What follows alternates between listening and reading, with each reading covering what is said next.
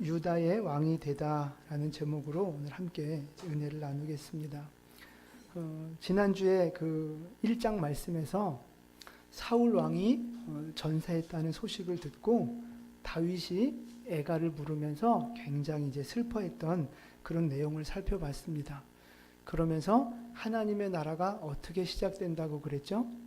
여러분 다 기억나시겠지만 제가 한 번 더 복습해드리면 하나님의 나라는 아말렉을 죽이는 것에서부터 죄를 죽이는 것에서부터 시작된다는 말씀을 드렸습니다. 그리고 하나님의 마음을 품은 다윗이 하나님의 마음으로 사울의 죽음을 슬퍼했던 것처럼 하나님의 마음을 품는 것에서부터 하나님의 나라가 시작이 된다 그런 말씀을 드렸거든요.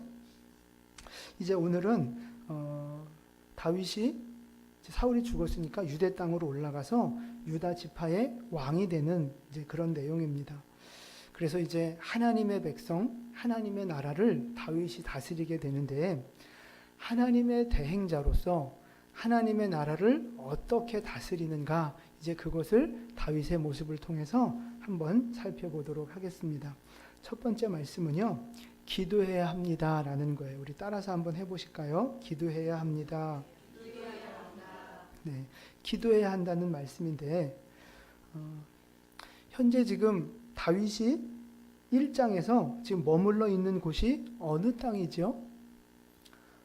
블레셋 땅, 시글락이라고 하는 동네에 지금 살고 있어요. 근데 지금 사울이 죽었다는 소식이 이제 들려졌죠. 그러면 이제 다윗은 어디로 가야 됩니까? 어떻게 해야 됩니까?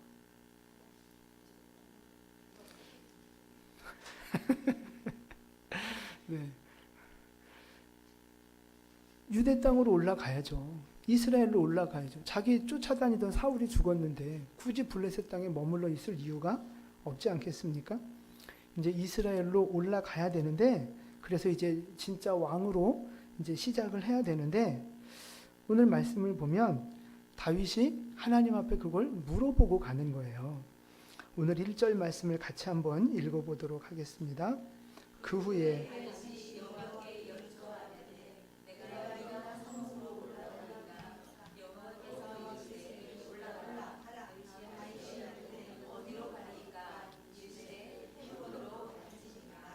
아멘.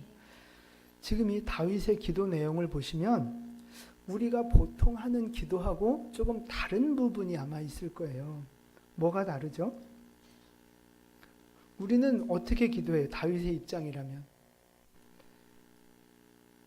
하나님, 그쵸? 빨리 이스라엘로 좀 돌아가게 해주세요. 여기서 더 이상 못 살겠어요. 빨리 나를 좀 그 헤브론 좋은 땅으로 좀 인도해 주셔서 이제 좀 마음 편하게 좀 살게 해주세요. 뭐 이제 이렇게 기도를 할 텐데 다윗은 어떻게 기도하느냐 하면 내가 올라갈까요 말까요 물어보는 거예요. 가면 어디로 갈까요 하고 하나님의 허락과 인도하심을 묻는 그런 기도를 지금 하고 있다는 거예요. 그러니까 기도는 크게 이제 두 가지로 볼 수 있는데 첫 번째 기도는 뭐냐면 내가 원하는 걸 구하는 기도, 내가 필요한 걸 구하는 기도 이렇게 해주세요. 그런 기도가 있고 또 하나의 기도는 하나님의 뜻을 찾고 하나님이 원하시는 게 뭔지 이렇게 해도 되는지 하나님의 허락과 인도하심을 구하는 기도가 있어요. 이렇게 기도는 두 가지로 나뉘어지는데 이 기도가 무슨 차이가 있느냐. 첫 번째, 내가 원하는 것을 달라고 요청하는 기도는 나 중심의 기도예요. 주도권이 나한테 있는 거예요. 그래서 내가 필요한 거, 내가 원한 거 그거를 달라고 요청하는 기도죠. 나 중심이고 주도권이 나한테 있는 거예요. 하나님한테 묻는 기도는 주도권이 하나님께 있는 거예요. 그래서 하나님 뜻이 뭔지, 하나님 원하시는 것이 뭔지 거기에 초점을 맞추게 된다는 거죠.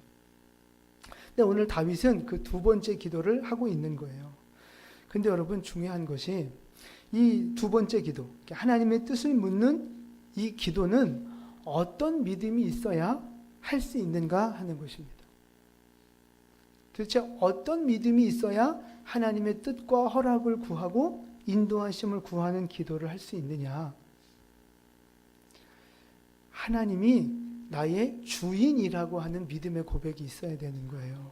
그리고 내 인생은 주인 되신 하나님의 손에 달려 있고 하나님이 내게 주시는 것, 하나님이 나에게 이끌어 가시는 그 길이 나에게 가장 좋은 길이라고 하는 믿음이 있어야 이 기도를 드릴 수 있는 거예요. 이 믿음이 없으면 내 생각이 제일 좋은 것 같고 내 계획이 제일 좋은 것 같으니까 어떻게 기도해요? 이거 주세요. 이렇게 하게 해주세요. 이렇게 되는 거예요. 내가 인생을 주관하는 거예요. 근데 하나님이 내 인생의 주인이시고 하나님이 나에게 주시는 것이 가장 좋은 거라는 믿음이 있다면 하나님 뜻을 먼저 묻고 하나님이 가라면 가고 서라면 서고 이 믿음이 될 수 있는 거예요. 사랑하는 성도 여러분, 다윗의 이 믿음이 오늘 우리에게도 있기를 축복을 드립니다. 그래서 여러분, 하나님이 여러분의 주인이시고 우리의 인생이 하나님 손에 달려있고 하나님이 이끌어 가시는 그 길이 나에게 가장 복된 길이라는 사실을 믿으시기를 바랍니다. 그 믿음을 갖고 다윗처럼 기도하는 모습이 필요하다는 거예요. 자, 저를 좀 보세요. 질문 하나 드릴게요. 사울 왕이 살면서 기도를 했을까요? 안 했을까요? 어떻게 알아요? 들어봤어요? 뭐라고 기도하는지? 사울도 기도하는 사람이었어요. 우리 사무엘상 28장 6절 말씀인데요. 같이 한번 읽어보겠습니다. 사울이 여호와께 여짜오되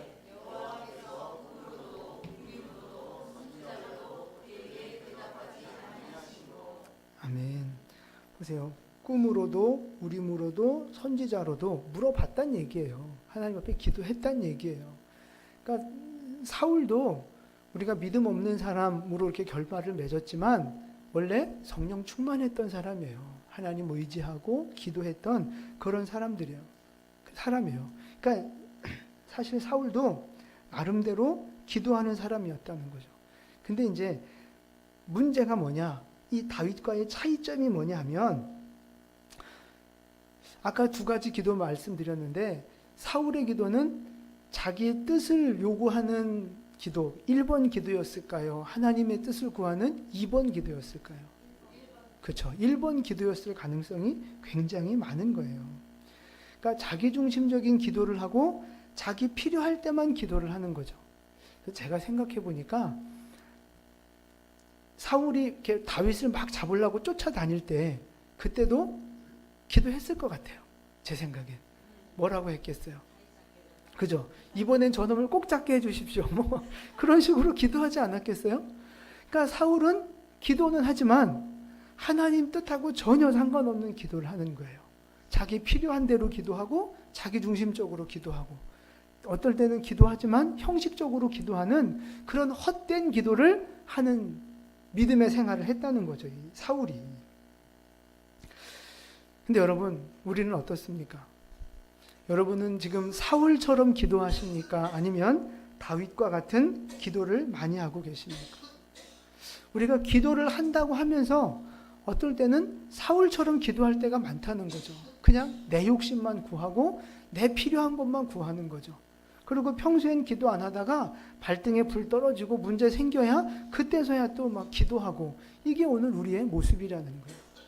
뭐 나름대로 기도한다고는 하지만 대부분 뭐 중언부언하거나 형식적인 기도를 하거나 그냥 걸어버릴 때가 많을 수 있다는 거예요.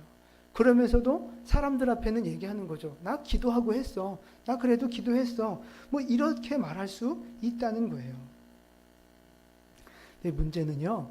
사울과 같은 기도 생활을 하면, 그러니까 나 중심의 기도 생활을 하게 되면 하나님의 인도하심을 받기가 어려울 수 있다는 거예요. 왜? 자꾸 내 중심으로 생각하고 내 중심으로 결정을 하니까. 그러다 보면 결국 육신의 길, 세상의 길, 이 사울이 걸어간 길을 걸어갈 수밖에 없게 된다는 거죠. 그래서 여러분 바라기는 다윗처럼 늘 깨어 기도하시고 하나님의 뜻을 찾아가는 기도, 하나님 앞에 허락을 받는 그런 기도하는 여러분 되시기를 축복을 드립니다. 잠언 3장 6절 말씀 보겠습니다. 같이 읽습니다. 너는 범사에 아멘. 범사의 그를 인정하라. 그러니까 하나님을 의지하란 이야기고 기도로 맡겨드리란 이야기거든요. 그렇게 살아가면 우리 길을 지도해 주신다고 말씀하고 계세요. 우리의 걸음걸음을 이끌어 주시겠다고, 가르쳐 주시고 보호해 주시고 책임져 주시겠다고 약속하고 계시는 거예요. 다윗의 인생을 다윗이 하나님 앞에 그렇게 묻고 허락을 받고 하나님 앞에 물으며 살아갈 때 그의 인생을 결국 승리로 이끌어 가시는 것처럼 하나님 앞에 기도하는 여러분의 인생 하나님께서 높이시고 세우시고 승리하는 인생 만들어 가실 줄 믿으시기를 바랍니다. 그래서 여러분 간절히 부탁드리는데 진짜 기도하는 여러분 되시기를 축복을 드립니다. 언제 기도해야 돼요? 말은 잘해. 범사에 기도해야 되는 거예요.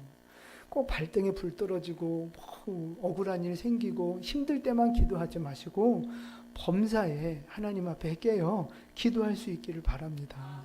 여러분 새벽에도 나오시고 교회가 멀면 가까운 데라도 가셔서 꼭 새벽 기도도 하시고 골방에 가서 기도하시고 늘 성령 안에서 무시로 깨어 기도하는 여러분 되시기를 축복을 드립니다. 오늘 이 말씀이 그냥 기도해야 됩니다 하는 이론적인 설교로 끝나지 않기를 원해요. 정말 부탁드리는데 기도하는 삶을 사시기를 축복합니다. 언제 하실래요? 여러분 진짜 기도하는 일에 힘쓰시기를 바라요. 그래서 사울처럼 신앙생활 하는 것 같으면서도 세상 길로 가고 기도하는 것 같으면서도 자꾸 육신의 길로 가고 이러지 마시고 다윗처럼 육신적으로 고생하는 것 같아도 결국 하나님이 이끌어 가시는 승리의 길 걸어갈 수 있는 우리 모두 될 수 있기를 예수님의 이름으로 축원을 드립니다. 아멘. 두 번째 말씀은요. 따라서 해보실까요? 꼬리표가 있어야 합니다. 이게 뭔 소리냐? 이제 다윗이 하나님의 응답을 받고 헤브론으로 올라가는데 누구랑 같이 가죠? 그렇죠. 아내들, 가족들, 부하들 다 데리고 가요. 우리 2절하고 3절 말씀인데 같이 읽어보겠습니다.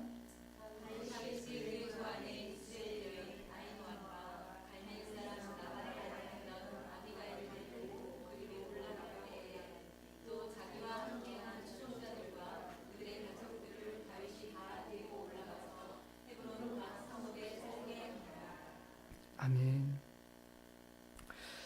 오늘 이 말씀 읽으시면서 혹시 뭔가 좀 마음에 걸리고 좀 불편하게 이건 아닌데 싶은 그런 구절이 혹시 있으신가요? 찾으실 수 있겠어요?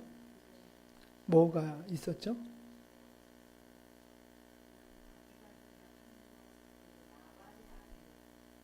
그렇죠. 바로 그거예요. 오늘 제가 말씀드리고자 했던 부분이 그거예요. 아비가일한테 꼬리표가 붙어요. 이제 결혼한 지 꽤 됐잖아요. 이제 다윗의 여자예요. 그러면 성경에도 그냥 다윗의 아내, 뭐 그냥 그런 식으로 얼마든지 좋게 표현할 수 있잖아요. 근데 꼭 이렇게 상처, 아픈데 더 이렇게 찌르듯이 뭐라고 지금 표현을 했느냐면 갈멜 사람 나발의 아내였던 아비가일 이렇게 표현하고 있어요.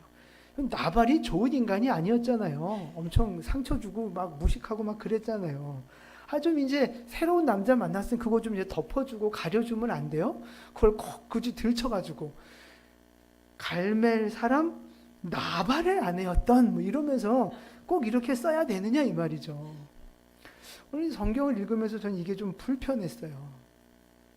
근데 여기뿐만이 아니라 아비가일을 표현하는 말, 성경 전체를 통해서 아비가일에 대해서 설명할 때는 이 말이 꼭 따라붙어요.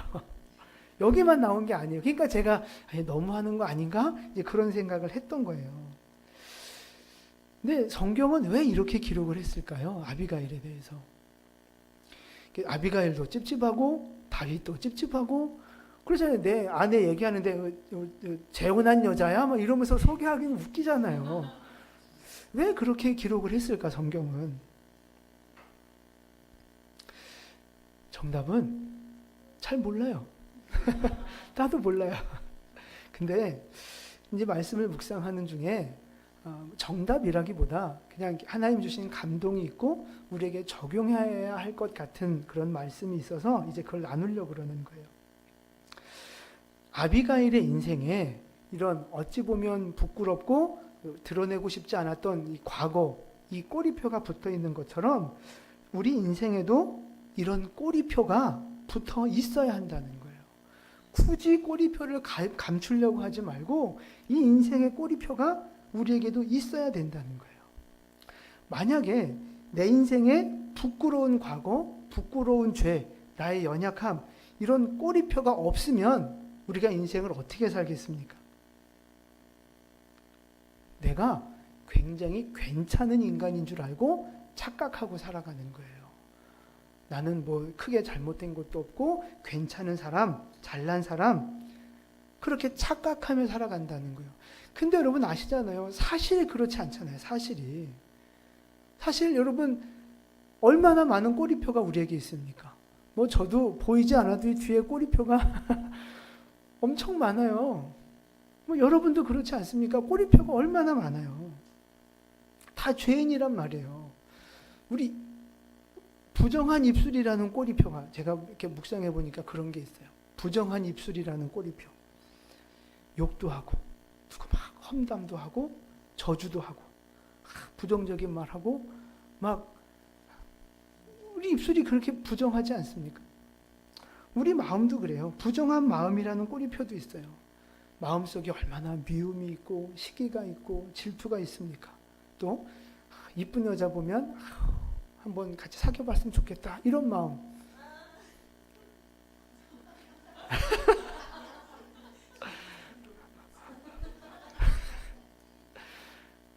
아니 뭐 제가 뭐 저도 그런 마음이 들 수 있죠.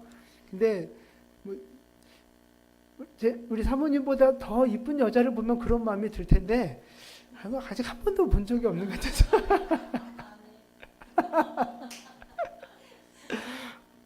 아니 여자분들도 그렇지 않아요? 멋있는 남자 있잖아요. 뭐 장동건, 뭐 현빈, 뭐 오흥일 뭐 이런 남자들 보면 한번 데이트 한번 해봤으면 좋겠다. 이제 뭐 이런 마음 들 수 있잖아요. 이게 겉으로는 안 그래도 우리가 마음속으로 다 간음하고 음란한 죄를 짓고 이게 우리에게 있다는 거예요. 또 영적으로도 마찬가지예요. 우리가 하나님 앞에 알면서도 불순종하고 모르면서도 불순종하고 이게 있어요. 하나님의 말씀을 또 있는 그대로 받아들이질 않고 의심하는 거죠. 그러면서 불충성하고 하나님 앞에 반항하고 그런 모습들이 우리 안에 있다는 거예요. 사실 뭐 끝도 없죠. 우리 안에 있는 꼬리표, 내 단점, 내 지나온 과거, 어떤 지금 나의 어떤 연약함들 이런 거를 말하기 시작하면 사실 끝도 없는 거예요. 우리에게는 그렇게 수많은 인생의 꼬리표가 붙어 있다는 거예요. 죄가 붙어 있는 거예요. 근데 우리는 그 꼬리표를 감추고 산다니까요. 꼬리표가 없는 것처럼 나는 깨끗한 척하고 살아갈 때가 너무 많은 거예요. 그러니까 어때요? 다른 사람이 뭔가 실수하고 좀 잘못하는 모습이 보여지면 그걸 어떻게 해요? 사람이 어떻게 그럴 수 있냐고. 목사가 어떻게, 집사가 어떻게 그럴 수 있냐고. 당신이 어떻게 나한테 그럴 수 있냐고 막 그러는 거 아니겠어요? 뭐 너는 인간도 아니야. 막 이런 말을 하는 거예요. 왜 그래요? 자기 꼬리표는 감추고 있으니까. 자기는 아닌 것이라는 거죠. 근데 내 꼬리표를 봐야, 내 꼬리표를 달고 있어야 사람이 겸손해질 수 있는 거예요.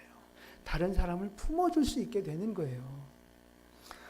우리들 교회 김양재 목사님 그 교회를 보면 성도들마다 다 등록해서 교회 들어오면 자기 전공을 이야기하게, 대학에서 뭘 전공했냐 이게 아니라 죄의 전공을 말하는 거예요.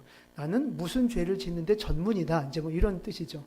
그래서 뭐 자기는 자기가 잘하는 나쁜 짓을 말하는 거예요. 나는 뭐 바람을 폈다든지 음란이 있다든지 하는 난 나쁜 말을 잘한다든지 이제 뭐 그런 거.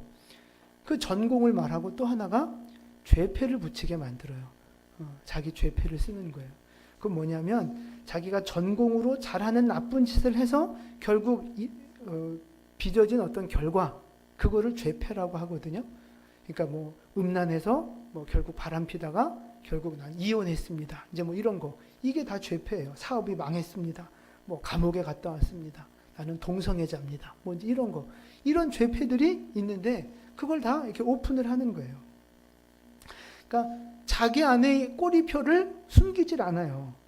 근데 이게 맨 처음엔 좀 불편했는데 참 좋은 게, 이게 뭐가 좋으냐면 자기 꼬리표를 다 오픈하고 나니까 마음이 넓어지는 거예요.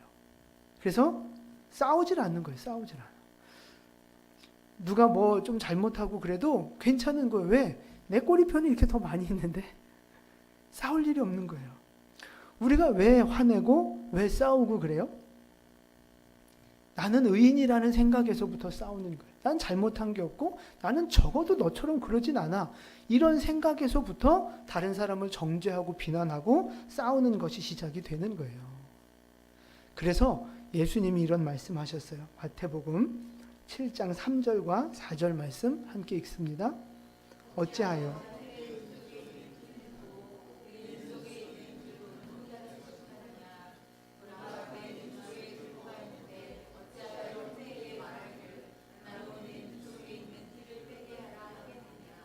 아멘. 내 눈 속엔 들보가 있는데 다른 사람한테 있는 티를 보고 자꾸만 뭐 이렇게 내가 고쳐준다, 빼준다 이런다는 거예요. 우리 속담엔 뭐 비슷한 속담 있죠? 뭐예요? 네. 뭘 뭐 묻은 개? 똥 묻은 개지. 똥 묻은 개가 겨 묻은 개 나무란다는 속담 있잖아요. 여러분, 우린 잊으면 안 돼요. 나한테 똥이 묻어 있다는 걸 기억하셔야 돼요. 나한테 들보가 있다는 사실을 기억하셔야 되는 거예요. 없는 척하고 살아가면 안 된다니까요. 근데 우리는 다 없는 척하고 살잖아요. 따라서 해보세요. 나에겐 똥이 있습니다. 없어요? 다시. 나에겐 똥이 있습니다. 나에겐 들보가 있습니다. 아멘. 여러분, 이거를 꼭 기억하셔야 돼요. 나한테 똥 묻어 있다니까요. 나한테 커다란 들보가 있다니까요. 이제 그럼 어떻게 해야 돼요? 옆 사람한테. 그래도 도끼는 뜨고 막 이제 막 이제 그럴 수 없죠. 나한테도 똥이 묻었는데, 나한테도 들보가 있는데. 예, 옆 사람, 주변에 있는 사람들 막 흉보고 막 뭐라 그러고 막 이제 그러지 마세요. 왜 아멘 안 하세요? 여러분, 어떤 사람이 비난하고 정죄하고 불평하고 이거를 많이 할까요? 건강한 사람이 비난과 불평을 많이 할까요? 아니면 속에 상처가 많고 문제가 많은 사람이 불평과 비난을 많이 할까요? 건강한 사람이 더 많이 한다. 아니래잖아.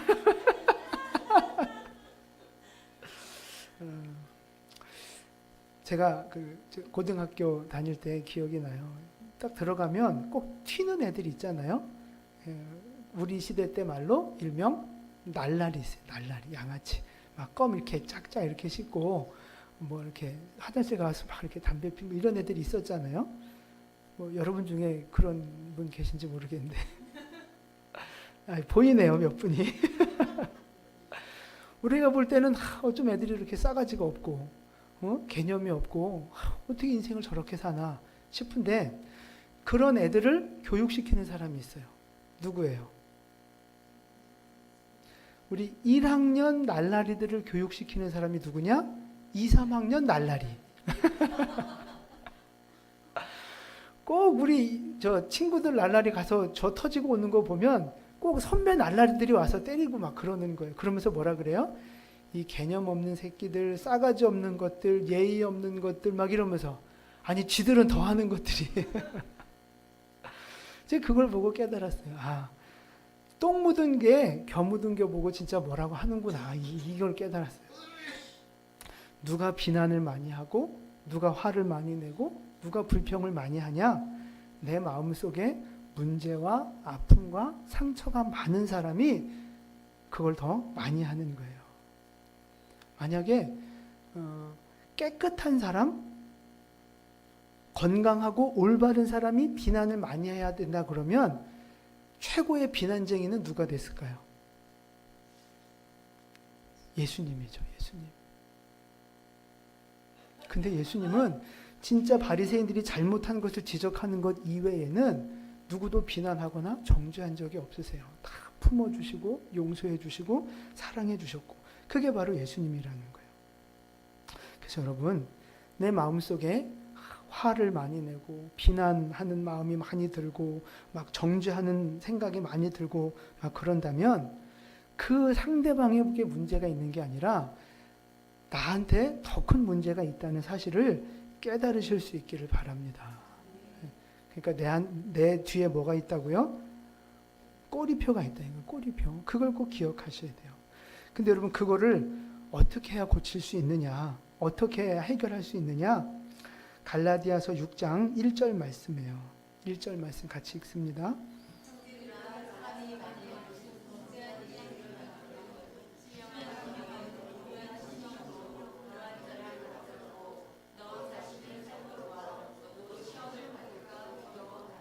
아멘. 누가 범죄한 일이 드러나면 어떻게 하라는 거예요? 네, 온유한 심령으로 바로 잡고. 근데 이거 건너뛰어서 그 다음에 너 자신을 살펴보라는 거예요. 나 자신도 똑같은 잘못을 할 수 있고 나 자신도 똑같은 연약함을 갖고 있기 때문에 나도 그런 유혹과 시험을 얼마든지 받을 수 있다는 거예요. 가능성 몇 프로? 100%. 나도 얼마든지 그렇게 될 수 있다는 거예요. 그러니까 누군가의 잘못과 연약함이 보여질 때 더욱 그걸 기회로 나를 보호하고 나를 잘 다스리고 관리할 수 있는 기회로 삼으라는 거예요. 근데 우리는 보통 어떻게 해요? 누군가의 잘못이 딱 드러나면 어떻게 해요? 너 내 그럴 줄 알았어. 너 내가 처음부터 알아봤어. 이러면서 너 언젠간 그럴 줄 알았어. 뭐 이런 식으로 자꾸 비난하고 정죄하고 막 그러는 거예요. 여러분, 다시 한번 말씀드리지만 나도 언젠간 그럴 가능성이 충분히 있어요. 여러분, 그걸 잊으시면 안 돼요. 그러니까 내 꼬리표를 보고 내 속에 있는 죄를 볼 때 다른 사람의 죄도 내가 이렇게 품어주고 용납할 수 있는 그런 마음이 될 수 있는 거고, 나 자신을 승리하는 인생으로 이끌어갈 수 있는 기회가 될 수 있는 것입니다. 여러분, 여러분에게 붙어있는 꼬리표가 뭡니까? 여러분 죄의 전공이 뭐세요? 뭘 잘하십니까? 여러분이 갖고 있는 죄패는 무엇입니까? 그 꼬리표를 볼 수 있어야 그것이 진짜 복된 인생이 된다는 것입니다. 그래야만 우리가 겸손해질 수 있고, 그래야 하나님 앞에 기도할 수 있고, 다른 사람을 품어줄 수 있고 용서해주는 사람이 될 수 있는 거예요. 그게 바로 하나님의 나라 모습이라는 겁니다. 지난주 말씀에 하나님의 나라의 시작은 죄를 죽이고 하나님 마음을 품는 것에서부터 출발한다고 말씀드렸어요. 그럼 이제 하나님의 대행자가 되어서 하나님의 나라를 다스리고 하나님의 뜻을 이루어 가야 할 하나님의 사람들은 어떻게 살아야 되느냐? 이게 결론인 거예요. 하나님의 뜻을 묻는 기도하는 삶을 사셔야 하는 것이고, 또 내 죄를 먼저 보고 내 연약함을 먼저 보고 다른 사람을 품어줄 수 있는 사람이 되어야 하나님 나라 만들어갈 수 있는 사람이 된다는 것입니다. 정리합니다. 하나님의 나라는요, 기도하는 사람을 통해서 세워져 간다는 것입니다. 하나님의 나라는요, 자기 죄를 깨닫고 겸손하게 섬기고 품어주는 사람을 통해서 세워져 간다는 것입니다. 여러분, 하나님 앞에 정말 진실되게 기도하시고 내 죄를 먼저 보는 여러분 되시기를 축복합니다. 그래서 여러분의 가정이 여러분 덕분에 하나님의 나라가 이루어져 가고, 여러분 덕분에 우리 교회 안에 온전한 하나님의 나라가 이루어져 갈 수 있게 되는 거죠. 그러한 축복의 통로로 우리 모두 쓰임받을 수 있게 되기를 예수님의 이름으로 축원을 드립니다. 아멘. 기도하겠습니다.